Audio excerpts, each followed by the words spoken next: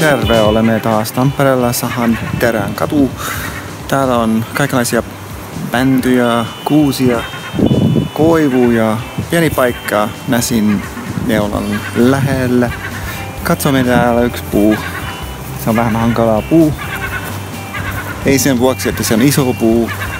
Sen vuoksi, että se on laho ja onto. Eli katsokaa tänne. Onto. Onto.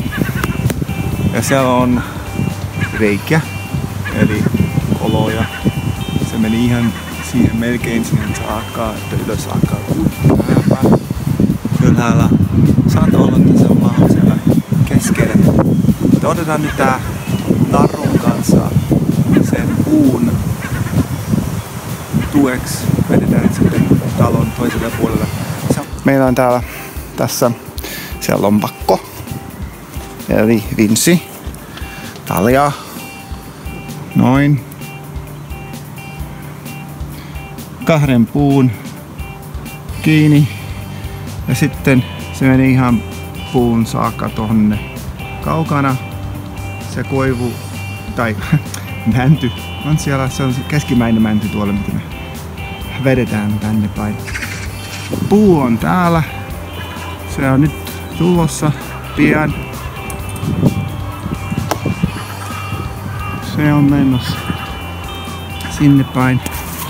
Tunkataan se, kun se on tuolla laho. Se on koko matka laho.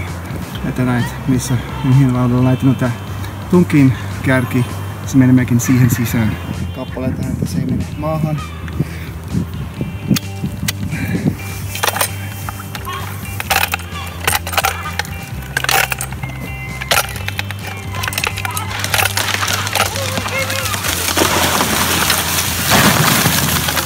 Se on siinä. Sen mänyn.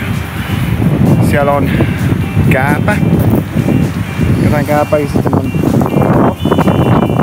kolo. Mikä syytä se on? Sitten mä otin yhden sahauksen välistä pois, eli 1 kappaletta pois. Se meni näin potkimalla pois. Se on enemmän kuin 50% lahoa, eli tämä koko alue.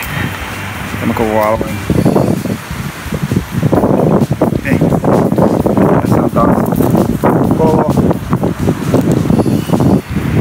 Ja sitten täällä nähdään selvästi, että se on laho-osuus.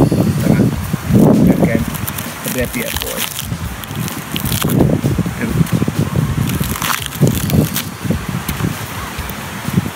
Eli meillä oli se, kun kaadettiin se puu, meillä oli tämä apuköysi mukaan.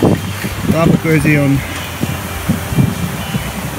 ehkä 3-4 metriä maasta. Kun tiesin, että täällä oli semmoinen pehmeä kokora, eli 2, jopa 3 metrin, jopa 4 metrin pehmeä onto tai laho kohde.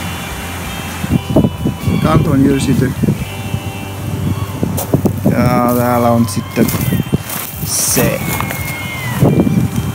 Onko se aiheuttaja? Se probleema. Se on kääpä. Otetaan se kääpän koko. Lähti niin helposti alas. Pois. Laho. Täällä se on ihan erivärinen. Pihta. Alusta loppuun. Paitsi että ne oksat oli ihan normaalin näköiset neulatset. Ja sitten oli semmonen aika komea kappale, mitä pitäisi näyttää. Se on siellä latva. Huippuun latva. Otetaan tänne mukaan. Voi olla, että sieni on siellä tai kääpä. Mutta se on kova. Kevyt ja kova.